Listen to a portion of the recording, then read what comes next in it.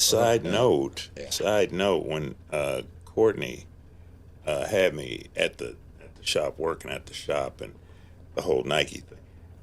Through all of that, I had absolutely no idea about the family's history. Oh, you didn't know the background? I didn't know anything. I met Mr. Brown maybe I think it was like 2000, 2003, 2004, something like that. Yeah, 3 or 4. And truthfully, the tagline for Motown Mafia was the Sopranos meets the Huxtables. And truthfully, that's how I looked at his family, because I'm completely oblivious as to whatever they did or however they got down. They were just such a nice professional family. I said, these are salt of the earth people, no matter what. I mean, yeah, well, that actually makes sense because the underworld should be on a need to know basis, right? I mean, if you don't need to know, exactly. you should know, right? And by this time we're you had moved on anyway, right? we was out the streets. Yeah. 98% out of the streets. Yeah, 98. But at the same time, as I'm wrapping up my affairs in Atlanta, I get a thought. So let's go back to the 80s. Me finishing up college, or in college, and friends, we would be out partying, and it would and they start hearing about my life growing up, or my friends from Detroit would come visit, and it was my peer group in New York that started saying, "Hey man, you should write a book. You've lived a really interesting life. You should write a book." So like the first notes of what would become Motown Mafia, the book, was like in the 80s. I scribbled some notes, put the notebook down, didn't. After I get done with apparel in Atlanta, I realized I got a couple minutes and a couple dollars. Okay. And if I'm ever going to do something with this story about my father, Time is now. this is the moment. Okay. This is the moment. I'm forgetting. A bunch of stuff led to this conversation, but basically I come to Lou's house one day, and I'm actually finally formally finishing my degree, which God works in a mysterious way. It got me back into doing homework, and it got me back into writing. I was in a student's mindset. Yeah, I was in a student's mindset again. I was used to sitting down, writing, working, right?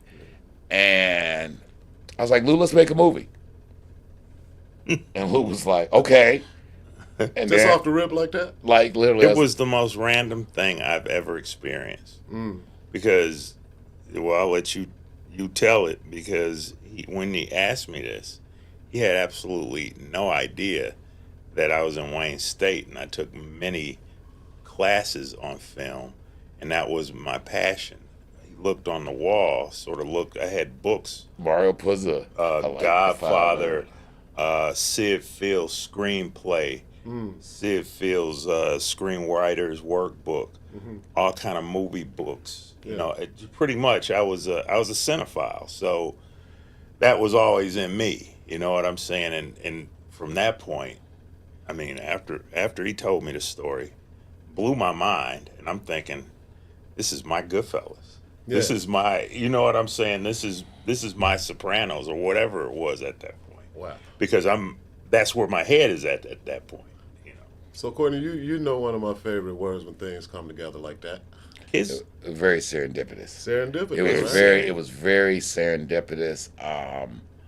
And like from that day at his grandma's house, we had this crazy conversation of two guys about let's make a movie. We did it like also reverse everything, because again, it's been serendipitous, this whole thing. So now we're gonna be filmmakers, even though we know nothing about making films. Right. He knows how to how the mechanics would go, but I had the actual theory. funding,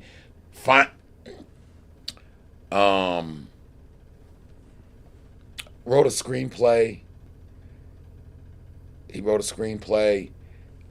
We figured somewhere along the path that we probably should write a book. Or we wrote a book. I didn't know anything about the book business or the publishing business, but I can count.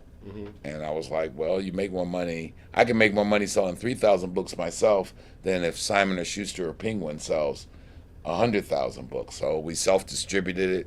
Back then, there was still a little chitlin circuit. Yeah. We mom and popped it through all the local.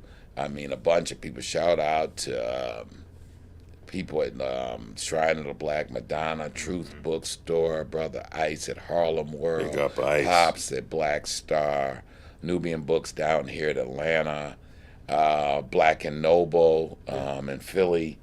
We hit the mom and it was still that mom and pop. It was at the very. It was the truly we call it the last gasp of the Black Chitlin Circuit Bookstore network, and it was still there, and we did decent. You know, we turned a profit on that deal with the book. So this was the first book that you published? First book I published. And the movie... shout out to Michelle Moore, who was the and his aunt Anita Flanagan, who edited it. Michelle Moore from Detroit. She ghost wrote. Because I'm not an author. I can barely spell cat, but she took the manuscript and she turned it into a book, into a story. His aunt edited it and made it smooth, and so yeah, that's Motown Mafia, available on Amazon. Anyway, the book did well. We got a screenplay. You know, started really pouring on all our resources. Went out to California. A guy I knew one of my college days, Ben Horowitz, the Silicon Valley billionaire. Wait a minute. You say that very matter-of-factly. That Ben Horowitz. You know, just throw that out there. You're flexing on us, right? One of your college buddies is who? Ben Horowitz. Me and Ben got cool. I had some other friends finishing at Columbia in the late 80s. And, of course, at this time, he's not billionaire Ben Horowitz. He's just Ben Horowitz. Shout out to his father, David Horowitz, the author. So we ended up getting cool. We had a bunch of mutual friends in New York. Okay. And we kind of stayed in touch and then left out of touch.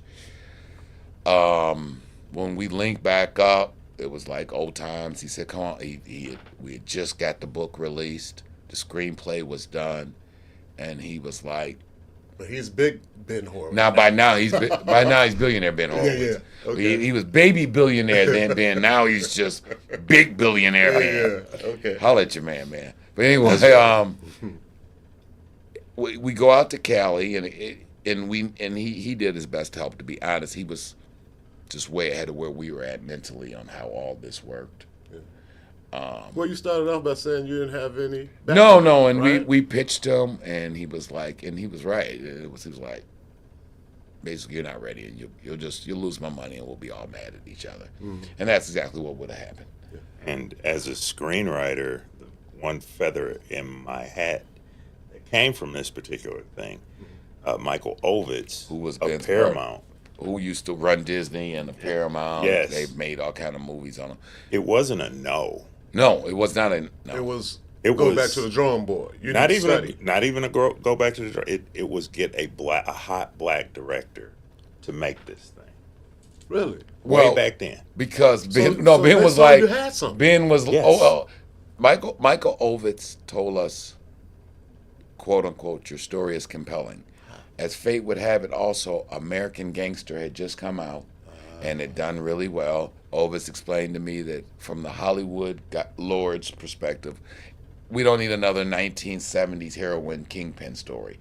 We know your story, your dad and Eddie's story is different than Frank Lucas' story, but for them, it's another 1970s. We just did the Ali Frazier fight thing. We just did the black guy with the chinchillas and all of that. We don't want to saturate the market. They said come back in 10 years. Okay. But then Ben's dad, David, told me, so he said, this is the kind of thing, to be honest, to help with those Hollywood people. Do this, figure out a way to do it on your own. Ovitz had told us that it was a compelling story. And he's not the kind of man that just says, he's not the kind of man. He's like Rodney over there in the studio. He's not the kind of man that says things just to make you feel good. Yeah. Michael Ovitz tells you exactly that's right what it is, right? Brass tacks. Really. So Ovitz is like, you got something here, but he's like, in fact, I'm really rich and powerful, and the only reason I'm doing this is because you're Ben's man, and I'm Ben's man, and because he shopped it around in the Hollywood studios, for us. So he didn't blow smoke up your ass. No. And then David, and then so we got some really high-powered people.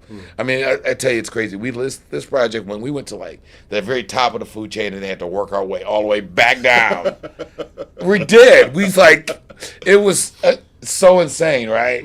Like our first movie, we're talking to the people who people spend their entire careers trying to get meetings with. Right. I mean, I was pitching this movie in Ben's $15 million house in Atherton in his living room, not at his office. Yeah. I brought my producer out, Jen, and we shot a shot with him in his living room, like after dinner. So let's do this. Let's take the people to where the story is now. Okay, so then real quick, we're gonna so